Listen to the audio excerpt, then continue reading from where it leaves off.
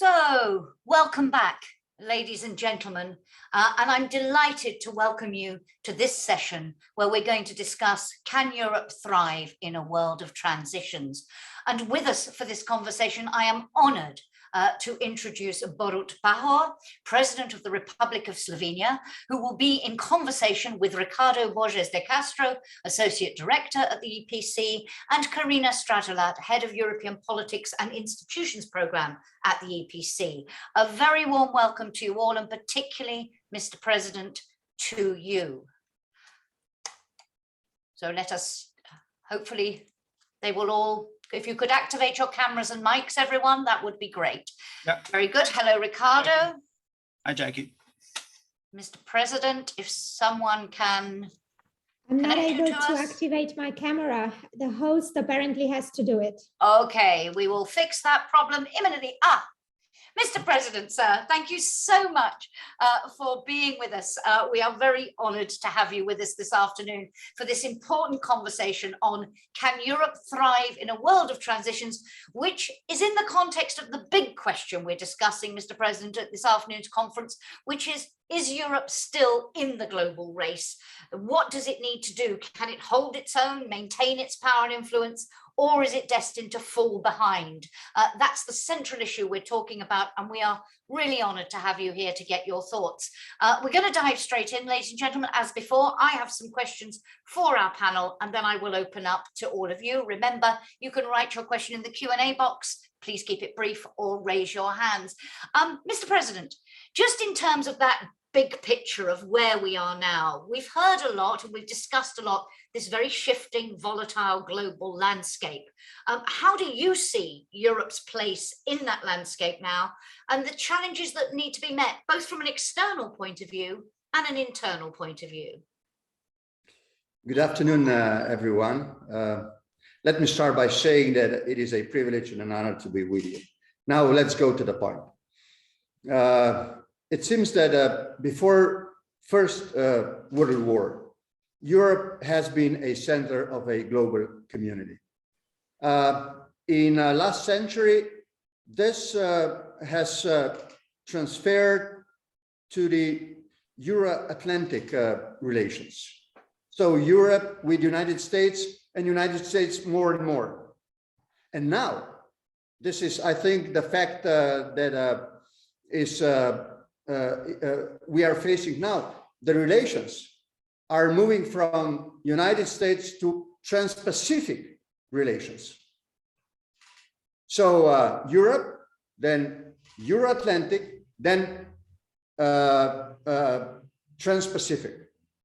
So it seems like Europe is moving out of the center of the global affairs, but I do think, let me point it out very clearly, that Europe can still be a leader in world affairs, should be there, and this is possible, but with several conditions. One of them is to be more,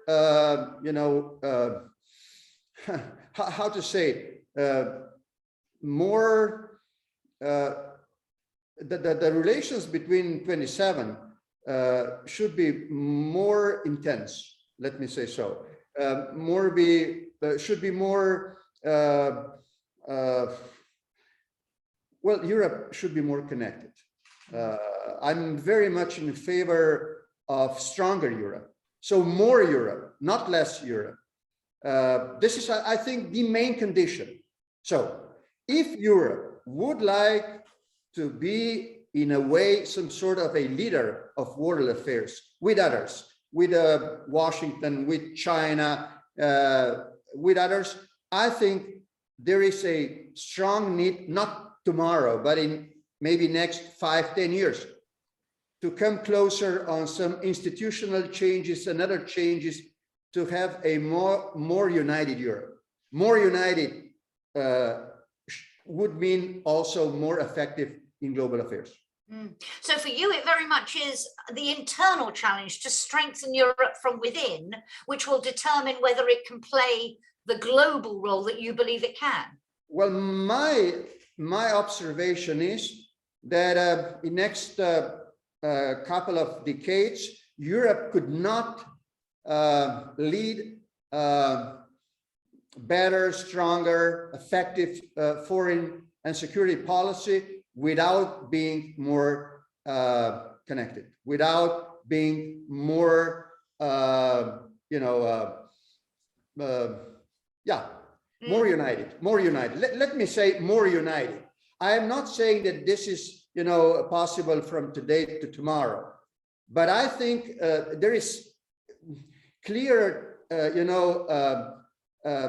challenge to our community of 27 to get more power within the EU to be more effective within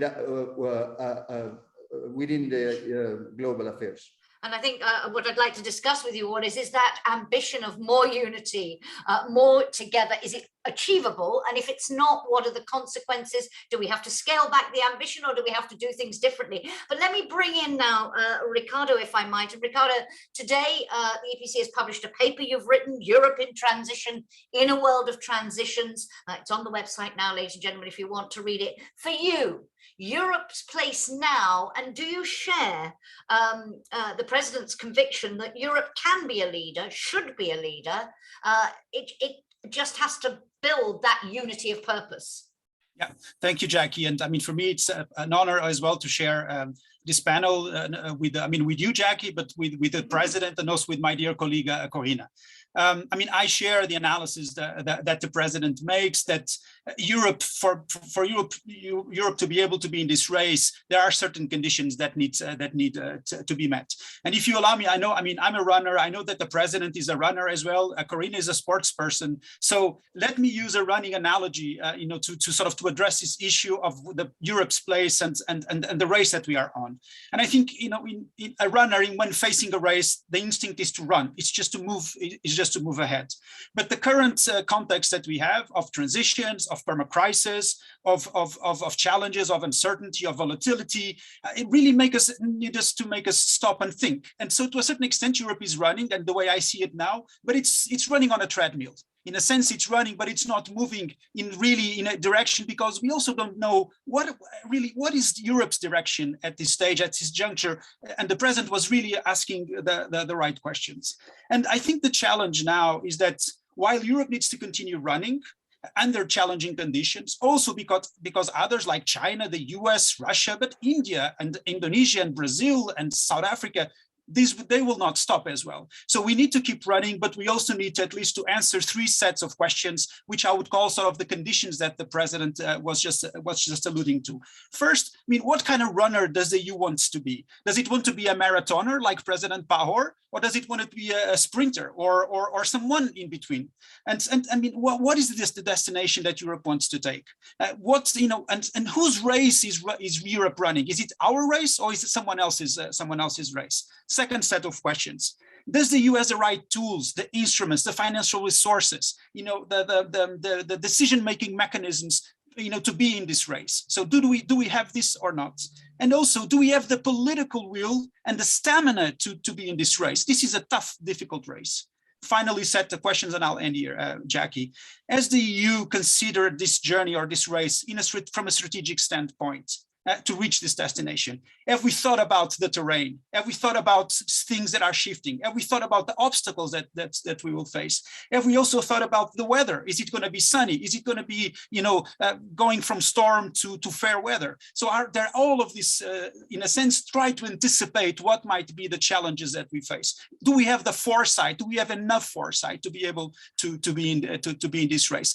I think that the conditions are there to be able to meet these conditions, but of course, a lot of work, like President Pahor was saying, a lot of work needs to be done to muster this unity among Europeans to be able to be in the race. So Thank you, President. I'd like to come back to you in a moment and see if you could define for us what sort of runner we need to be, and crucially, what is the destination? But Corina, complete the picture for us in terms of Europe's place now and the challenge ahead.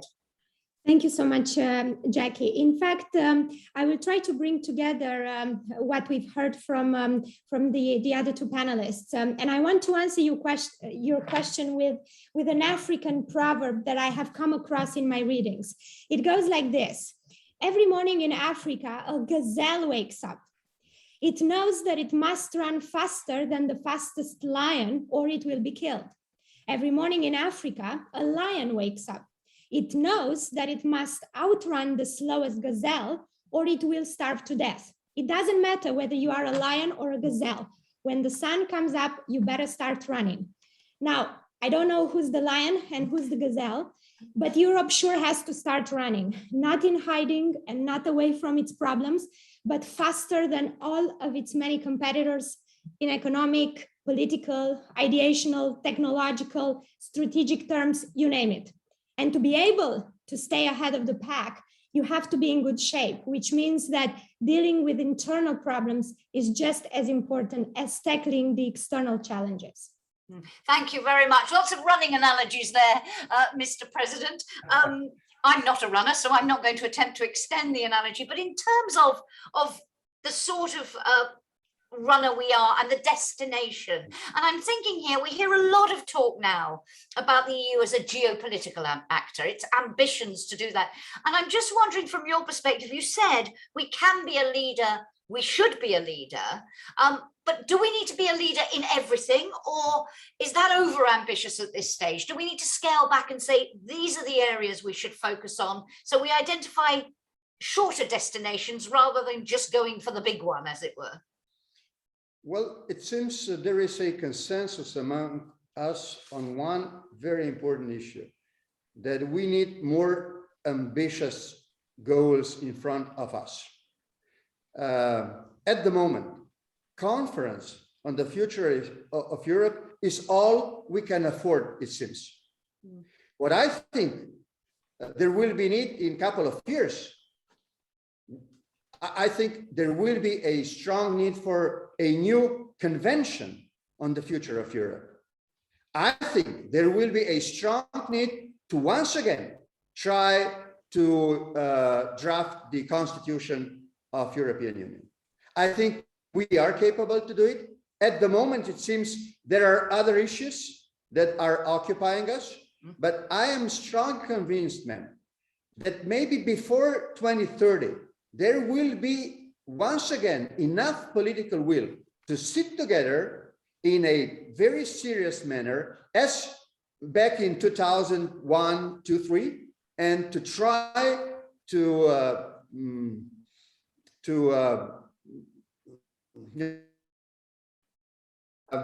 make a draft European Constitution once again. I'm not of the opinion that institutional changes are all we need, and we have to come to the point of this political will. So we should be pragmatical also, but also what I think we need at the moment is also a vision. I think we should be a little bit more ambitious. You've asked before about our ambitions in international affairs. Well, first of all, there is a strong need for strategic autonomy in all spheres of our lives.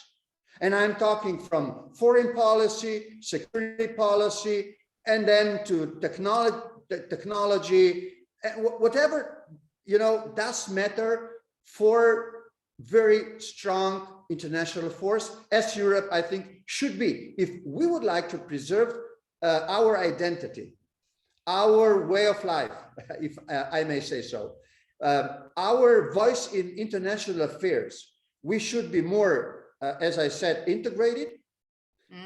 We should be more ambitious, and we have to have tools in our hand, from institutional point of view to the point of political will to it's interesting you say that. So let me say, sorry.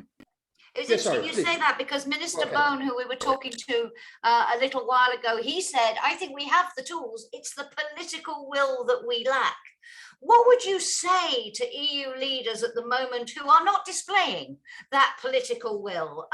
We are, and I want to come back to it later, riven by divisions, for example, on the rule of law and so on. But what would you say to convince your fellow political leaders in Europe that we need this will and we need the vision, because it seems to be lacking at the moment?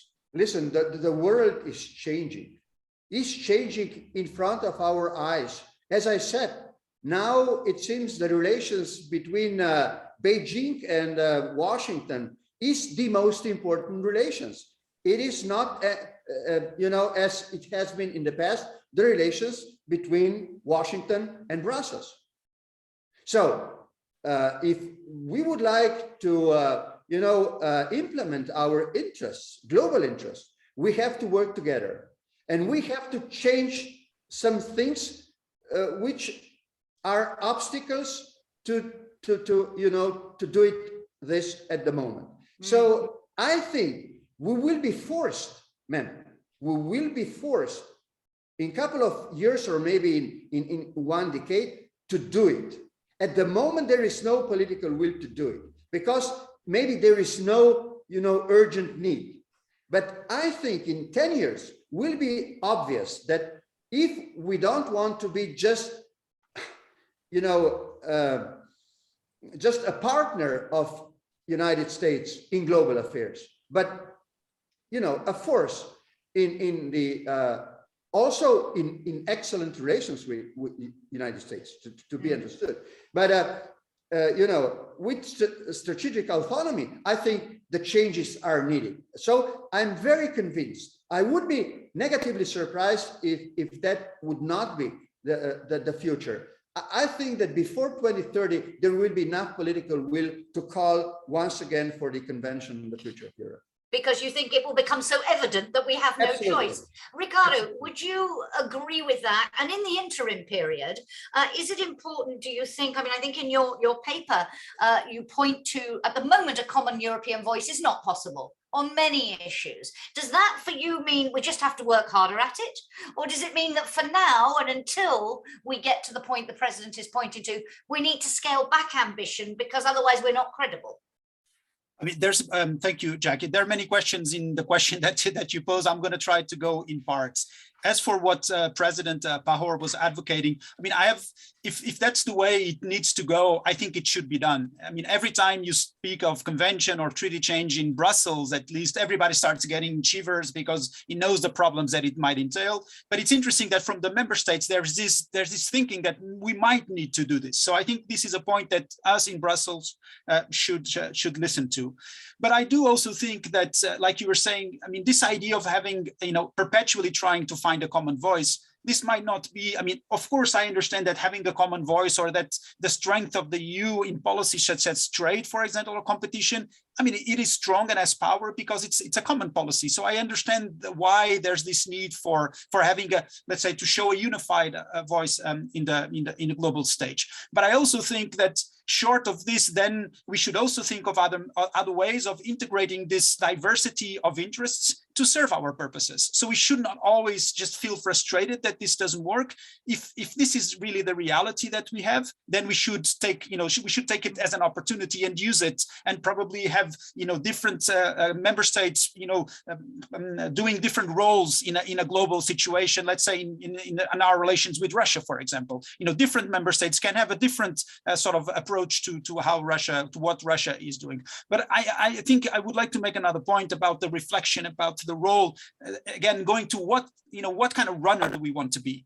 And I think, currently in the Slovenian presidency is involved in this, the French presidency will be involved, which is a strategic compass, which is basically a discussion in Brussels and among member states on on trying to find a common strategic culture on security and defense. I think this provides us an opportunity because here we are also looking at vulnerabilities, but also at opportunities, at threat perception. I think it could also be an opportunity to revisit the EU global strategy, which is from 2016. I mean, it's now outdated. So this is a debate that we could have now in the next, even before we have this convention, if it were to happen, to have this conversation about how do we position ourselves in this world in transition? What kind of actor do we want to be? Because I mean, in the meantime, there has been a strategy on China, there has been a strategy on trade, there has been a strategy on the Indo-Pacific, there has been a strategy on multilateralism. I mean, there's a proliferation of strategies, but let's say the mother of strategies it's now outdated. It's from 2016. So I think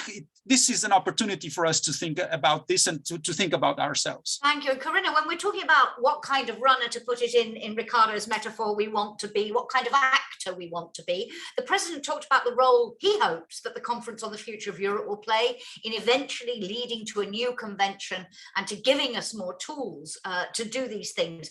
You've been following the convention very clear, the conference very clearly. You've written a paper for today's conference on forging a new democratic frontier in Europe.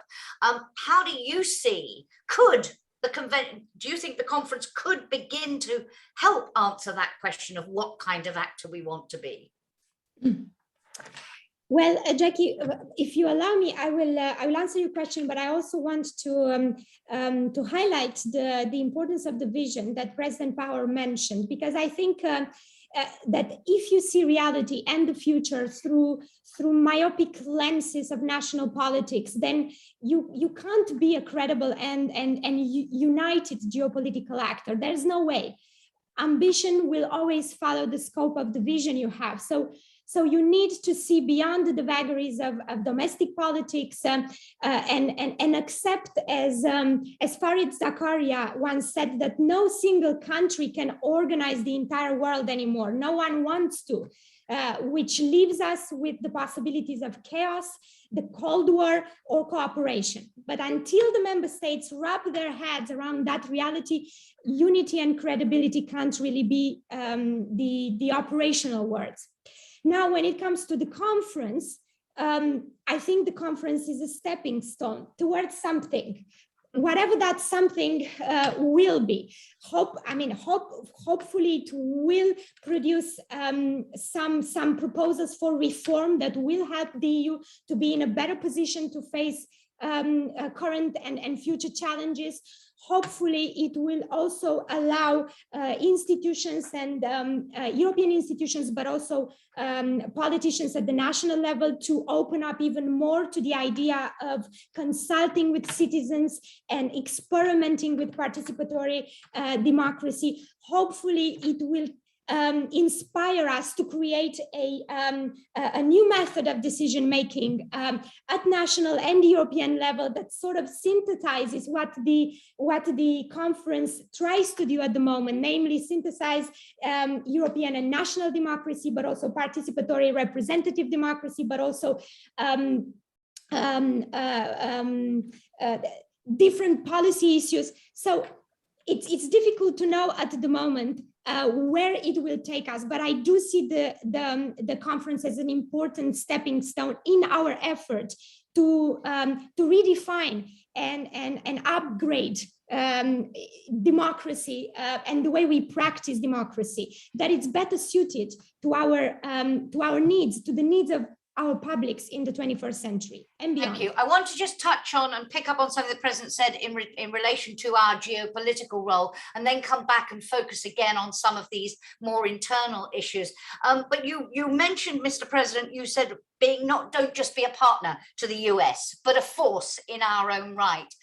And in that growing rivalry between the US and China, how do you think the EU can really ensure it just doesn't get squeezed in the middle?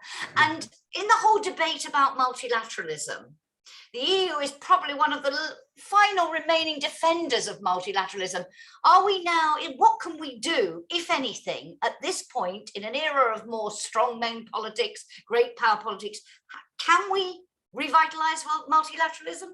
Well, I was afraid that you would pose this question. It's highly political. I'm the president. I should be aware of this. But let me say, frankly, to you what I do mean. The relations with Washington are incredibly important for us. From political point of view, from military point of view, from economic point of view, from human to human point of view. We share a lot of common values. Slovenia is a member of Western society, which are built in Europe and in United States and Canada, number one. Number two, it seems, as I said, that there is a change from Euro-Atlantic relations to Trans-Pacific relations. And the role of Europe is not so central as it has been. Now, I think we should maintain this partnership with Washington, but at the same time, if we would like to, maintain the same value in international affairs, we should do more for our common positions in world affairs. Sometimes with United States and maybe sometimes not totally. I would advocate sometimes also, to be partner in good and bad with United States, but also to have sometimes slightly different view. Could be on China. I know how sensitive it is. But let me say one thing. What I don't want to see is some sort of new Cold War between China and the United States and Europe there as a partner of Washington in this Cold War. Let us prevent this by dialogue. I think there is enough maneuvering space to prevent a new Cold War that, is there on the horizon if we will not be engaged in a frank dialogue between Washington and Beijing, and between Washington and Brussels on one side and Beijing on the other side. There is many things to be debated, but I think the dialogue is the only solution. If we will get into this new Cold War, I think there will be problems that we could avoid. And in this climate, can we revive multilateralism? Can the EU do anything? Well, exactly, this is the point. Multilateralism is the answer to this question. I think the whole world should be invited to debate all issues that are important for 21st century, from climate change to poverty and all in between. So I think the multilateralism is the key answer to this question. I've been very much in favor of the decision by President Biden to get back into the Paris Agreement, to get back to the World Health Organization, to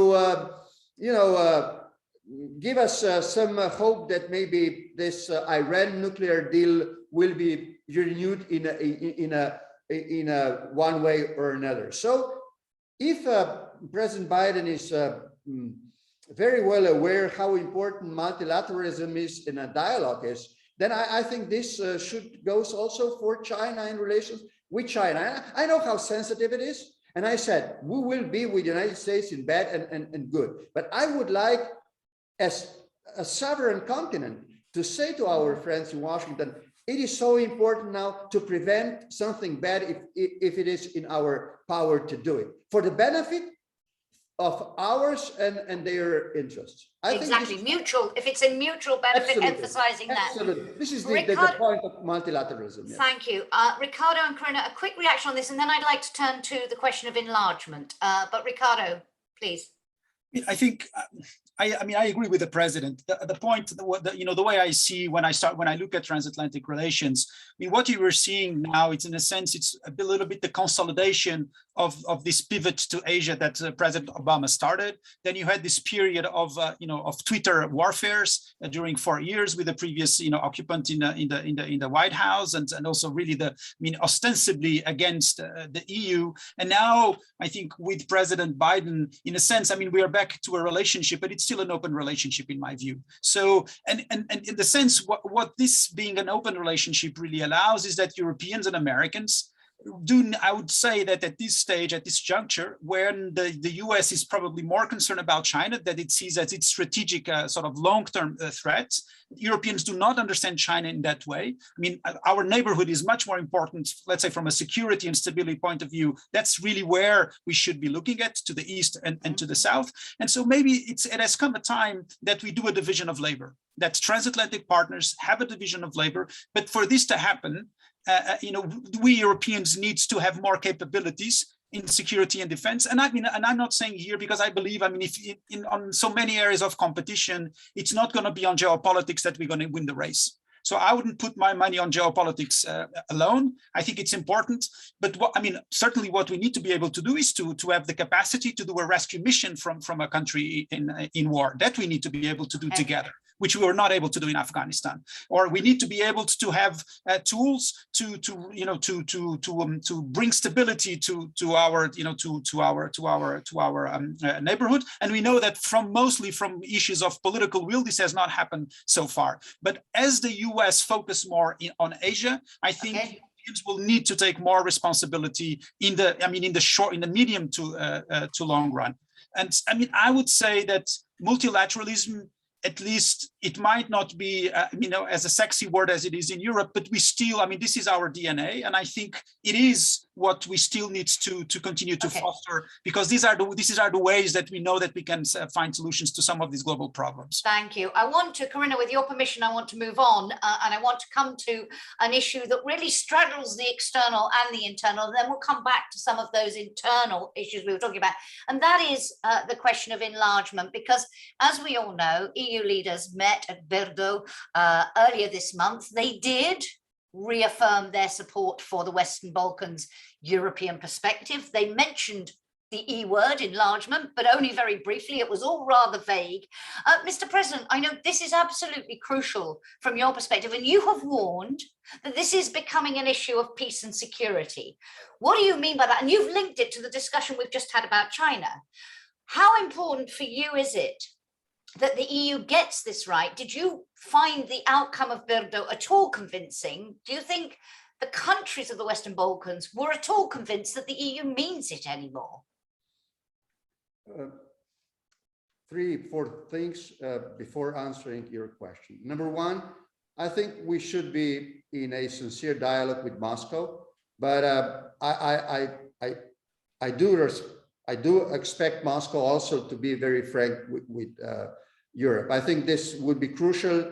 Then Turkey, I think we should be in a dialogue with Turkey, not just because Turkey is a member of NATO, but because Turkey is important from many aspects of our security and all that stuff. Then I think Eastern neighborhood, we should not underestimate this issue, should be there on the agenda. And there is Western Balkans. So I would like to say to you how important it is to solve some issues, not just to have them on the agenda and doing nothing. Now, Western Balkans, I am leading some sort of initiative for now 10, 11 years. The initiative of Brdo Brijuni, which is the initiative of presidents from Slovenia, Croatia, Serbia, Bosnia, Montenegro, and so on until down to Albania. And I can see now this change, which is quite, I think, important if it is true. And this is that, as you said, now the enlargement is the question of peace and security, not anymore just ordinary political issue or question or academic issue. It is very geopolitical question which should be addressed in next couple of years. My vision is, with all my experience doing with nations and countries in the region, that I think Europe should see this Western Balkans not as a package, but as a whole, not just Serbia, Montenegro, North Macedonia, Bosnia, which is a special problem, but to see all together and to inspire all together to do some more reforms and to reconciliate. The reconciliation is one of the pillars of peace and security in the region that is underestimated from the point of Brussels, and then and from the point of the countries involved. So my advice to my colleagues in 27 and in Brussels would be: do not underestimate the project of enlargement to the Western Balkans, because this is in our geopolitical interest to do it as fast as possible, not to postpone the process, not to be too much bureaucratic, be a little bit more political and flexible, because this is in our interest. If we will not be there, Russia will be there, Turkey will be there, somebody else will be there. I think it's extremely important us to be there with our values, with our, view on democracy and good neighborhood relationship and all that stuff. I think it's so important. I cannot say it loud enough. Corina, this is an area you do a great deal of work on as well. How do you see the challenge now? What was your reaction to Berdo? Do you think, they said the words, but as I say, they said them, they were quite mealy-mouthed, if I can use a very English expression. Is there anything behind that the countries of the Western Balkans can really point to and say, they mean it, they will deliver? We've been talking about delivery all day. Did they focus enough on concrete steps or just some nice words in a conclusion? Indeed, Jackie. I mean, the European perspective and then one reference to enlargement did make it into the final declaration of the summit, not least thanks to the efforts of the Slovenian presidency. But that only happened after much haggling about the mention of the EU word, as you called it, and it happened in exchange for a reference to the Union's own development and capacity to integrate new members. The fact that the EU leaders would fight about words and would get stuck on words arguably marks a new low for a policy that is otherwise constantly described as credible and as strategic. It's not surprising, though, because we've known for quite some time now that the EU capital's appetite for enlargement has been shrinking. So, yes, it's important that the member states manage to agree in the end on this message of support, but also, what is the purpose if then they go ahead and they don't do good on their promises? How reassuring or motivating for the region as a whole can this positive message continue to be if it is not backed up by action? What would be even more important is that these declarations, is that the member states approve at last the negotiating frameworks for North Macedonia and Albania, which have already fulfilled the set conditions. And the most important of all would be that member states start making a habit out of keeping their promises to the region. I think that's paramount. And then, of course, we can talk about the support the EU offers. We can talk about the process that the Commission has in place, the methodology and the technicalities of it, and how, to what extent does that work, or and in what way it's less successful. Of course, we can talk about that. But ultimately, this is not just a technical process. This is a political process, and the member states have to get serious about it. Thank you. And Ricardo, with your permission, I'm going to go straight back to the President on this, because, Mr. President, you have talked a lot about the mutual responsibility, the EU's responsibility to live up to the promises, as Corina said, and the countries of the region's responsibility to reform. But, as Corina is saying, without signs of real commitment on the EU side, they are more diverging than converging. How do we convince them, if you like? Right. I think, Jackie, I think at the moment, the credibility of union is at stake. Now, I think North Macedonia has done more than expected with this agreement with Greece and this agreement with Bulgaria, and still doing all that stuff, very difficult one, change the constitution to was incredible work that has been done. And what we did Nothing. We are completely incapable now to, invite Macedonia to go on as far as enlargement is concerned. So the credibility of union is at stake at the moment, and I've tried to do my best talking to the President Radev and our friends in Bulgaria. Others, they tried to do the best, and still there is no result until now. And I think, I think Corina has said, and this is also my opinion, it's not, this should be a much more political approach than it has been during, in 2004 and 2006 and 7. I think maybe some problems will remain. Maybe all problems within the countries and among the countries will not be solved until the full membership. But this is maybe necessary to keep peace, security, and development in that part of the Europe, and the security in our part of the Europe. This is maybe the price that should be paid. I think this is at least my very personal position with my experiences in the region.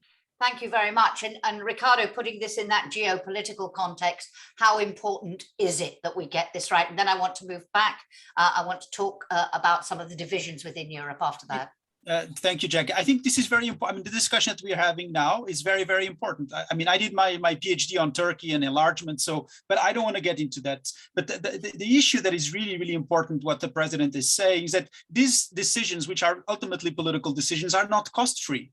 And the flip side of this of non-making a decision here from a geopolitical perspective, as you were saying, is that others will have influence in these countries. So I think either we are a geopolitical union, and it's not just to be on paper or to be a nice slogan for a speech, or then we make decisions that concur to that vision of being an actor that really wants to also spread its influence. Then we need to be able to also express, openly that this is also about power projection, about influence projection, so to say. That's why I think for the European Union it's still difficult, this conversation, because we always have this self-perception of being the good doers and there for multilateralism. I mean, the world, as the president was saying, has changed. As I reflect on my paper, we are in a transition to a place where actually we don't know yet where we're going to be. But we do, if we actually make the right choices, we can actually set the direction as well. So this is not a deterministic conversation. This is about also political will, decision making. Thank you very much. Mr. President, I want to come back. You were saying at the beginning about when we ask ourselves the question, can we thrive in a world of transitions? It's about that stronger Europe that is able to do so. And I wanted to link this to the Slovenian EU presidency slogan, Together, Resilient Europe.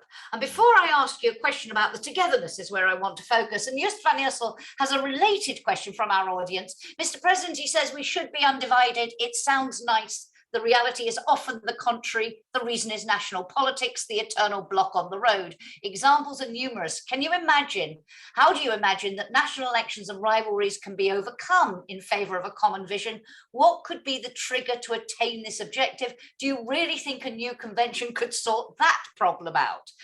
Maybe a quick word to that, and then I will come to the issue that is dividing the EU most at the moment, and that is the question of the rule of law. But first to Just's point about national politics and the examples he says of these rivalries within the EU that are undermining our ability to be a coherent, united actor.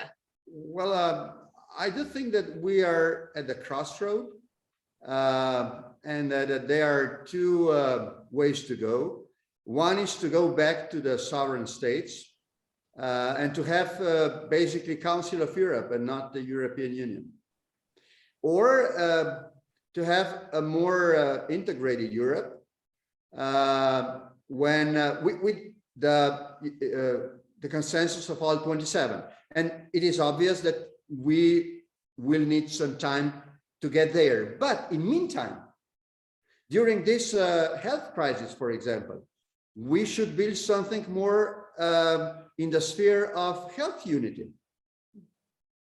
Talking about resilience and all that stuff, I think This is the way to go, to show with pragmatic steps forward that being together is good for all of us. I think this is the moment to do it. At the moment, health policies are in the sovereign rights of 27 countries, but maybe we can arrive to a consensus what should be done, at the level of the Brussels, so to say. Maybe this crisis is, as it has been the financial crisis 10 years ago, some sort of inspiring moment to do something new as far as, the common politics and policies are concerned. So this would be my answer. Let us be also pragmatic. Let us have a vision, but at the same time, let us perform better in circumstances that they are at the moment. And there is a strong need among 27 to finally get out of this health crisis. And I think we've done a magnificent job with this recovery package. Why we couldn't do more, at the level of Brussels, also as far as, this health crisis and different other, not just economic angles of this crisis are concerned. Thank you very much. I wanted to come to another point, which is really challenging that notion of togetherness, that key word in the slogan, and that is the thing that is testing the EU most at the moment. You were talking there about the areas where we did come together, but on rule of law issues, on the challenges to the EU's constitutional authority. Do you believe those divides can be bridged? We talk a lot about, and I asked Minister Bohn about this earlier, about, is it a question of dialogue on these issues to find solutions? It's often framed as we either talk or we confront, and there's nothing in the middle. How do you see the way forward? And what will the consequences be for the EU as a whole if we can't find a way forward at 27 on this issue? Well, let me say one thing. No matter what is the question, the dialogue is always the answer. I'm a little bit afraid as a European and the president of one of the countries, that there is a, let us say, a danger of some sort of new division within EU. Division between East and West. I think there is absolutely no historical reason to get there. So the dialogue is definitely the way how to cross now, to build this bridge between East and West, because, and this is also in context of debate on the rule of law issue.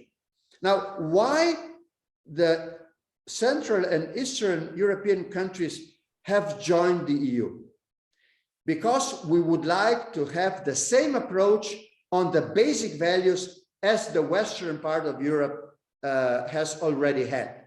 The rule of law, freedom of the press, and so on, democracy, and so on and so on. Now, it seems in some countries of Eastern Europe, there is a strong need at the moment to point out the differences in our views to the same values.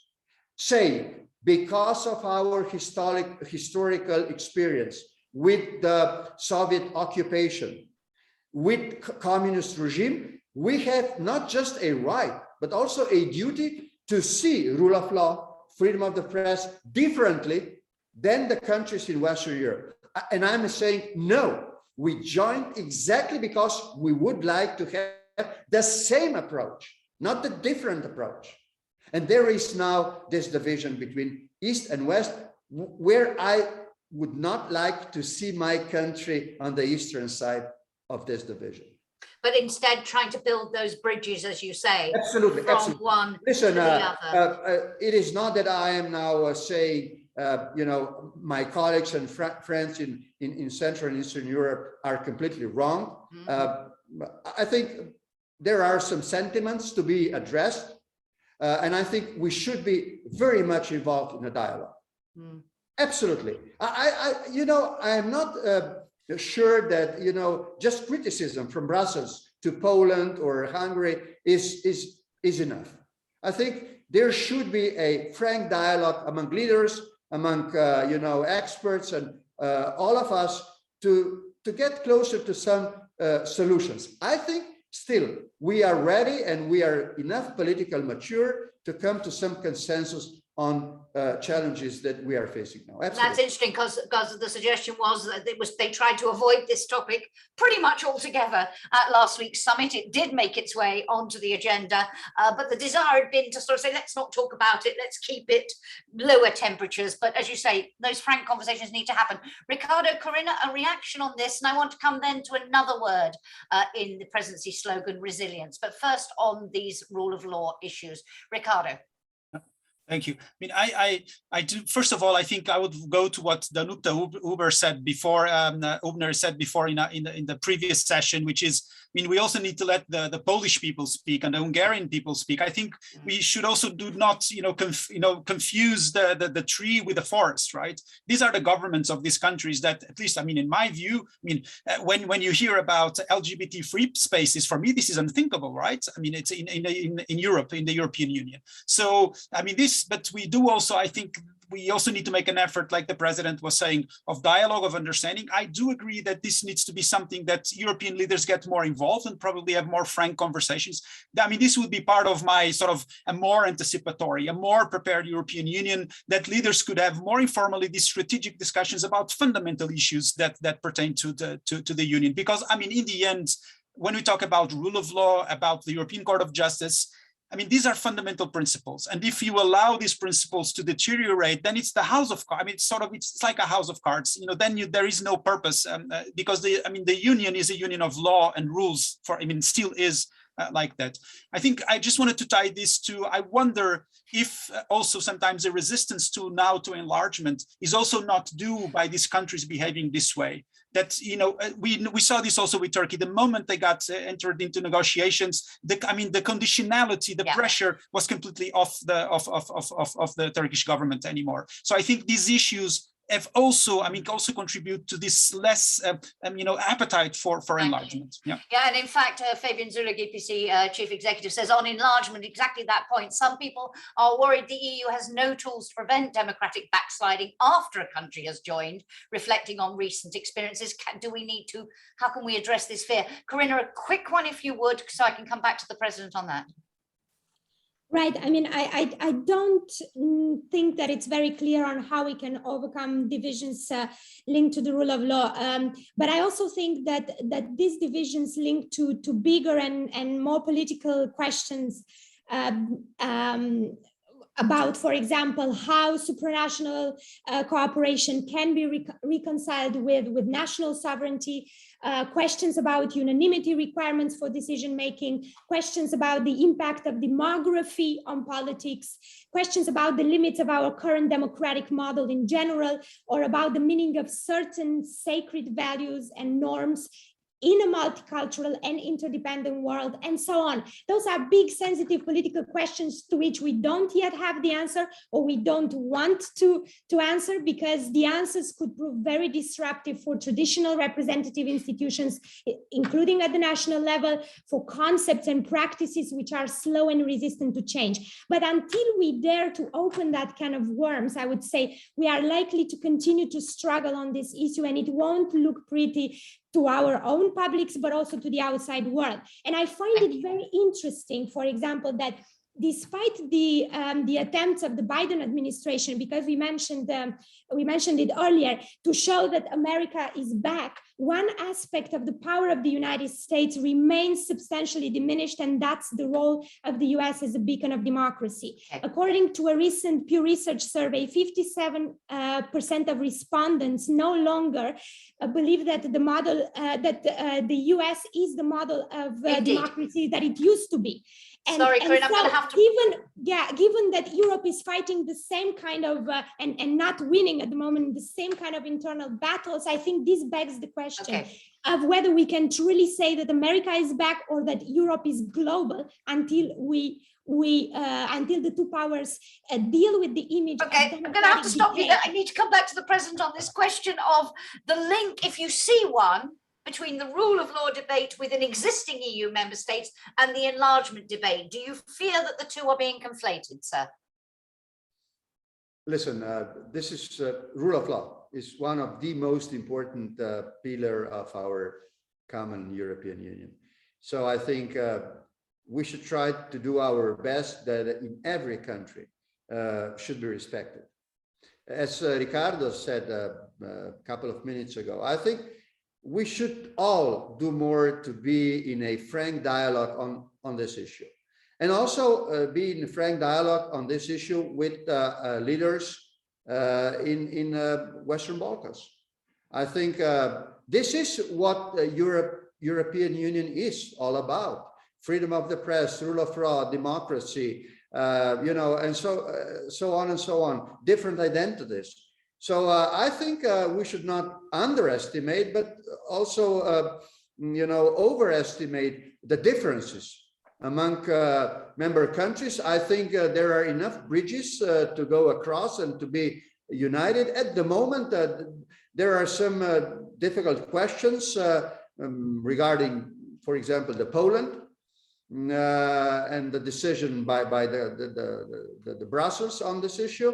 But my answer would be, let us use the old-fashioned dialogue, sometimes maybe informal, a little bit more than it is used at the moment. And let us see how to go on together,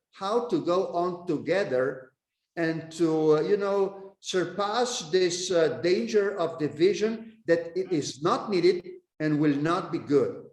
Thank you very much. I want to ask you all one final question, and Corina, Ricardo, I'm going to ask you to answer this in 1 minute each so that the president has a couple of minutes to reply. And it links to the resilience word in the Slovenian presidency slogan. What for you, resilience really lies at the heart of all the issues we've been discussing today. If you had to identify a key priority to ensure we have a resilient Europe that can thrive in this world of transitions, of all the topics we've touched on, what for you is the most important? Literally 1 minute each. Ricardo, Corina, and then I'd like to come back and give the president the last word. Ricardo. I mean, Jackie, that's a difficult question in 1 minute, but nevertheless, I'm going to say, I think what we really need in all areas that we've been discussing, we need a EU that has more foresight, that has more anticipatory capabilities, that is not constantly on a crisis mode, fashion, that needs to be able to anticipate what are the issues that will come. And we know which issues they are. It's the green transition, it's the digital transition, it's the geopolitical sort of landscape. So these are the issues that we need to tackle. And but what we need to do is to be better prepared, so that we can finish this race, that we define where we want to go, and then that we run together and we finish the race. So this is what I would say that we need to do: a more anticipatory and a union that has more strategic foresight. Thank you. Sorry to ask you an impossible question. Yeah. Corina. For me, I mean, resilience is not my favorite word, I have to say, because somehow I perceive it as too static. If I had to interpret it though, I would say that it should mean adaptability, because what has helped us so far has not been consistency, but rather adjustment. And adjustment is required continuously to respond simultaneously both to external shocks and pressures, for example, migration, terrorism, competition among world powers, climate change, and all of the other issues we discussed, but also to tackle internal challenges, for example, to institutions and practices. The more we accept the certitude of change and seek to question and reinvent ourselves all the time, the better we are likely to fare, not just in overcoming the threats, but also in setting the stone or setting the trend for the rest. Thank you. And that's something that you do look at in your paper on democracy as well. So I do urge you, ladies and gentlemen, to read that. Mr. President, you have the final word. What does resilient mean to you and your key priority? Well, let me finish by saying this, Jackie. Our common European family, European Union, is the most beautiful idea that has ever been in this old continent. We should not take it for granted. I think we should be responsible for its future because of the security of our children and their children. So We should not wait and see what should be done, but to try to come together at this very moment and do our best as far as the future of our common family, our common European Union is concerned. I think we can do much better. I think we are capable to do it much more better, but nevertheless, at the end of the day, the circumstances will force us to do the best. And I think we'll do the best.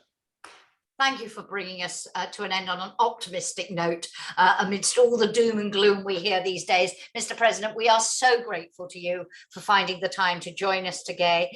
Thank you so much. And thank you also to Ricardo and Corina for a great discussion, and good luck with the rest of the presidency. Thank you, sir. Really appreciate it. Thank you and goodbye. Thank you, Corina. Thank you. Bye-bye. Thank you. So we're Thanks. going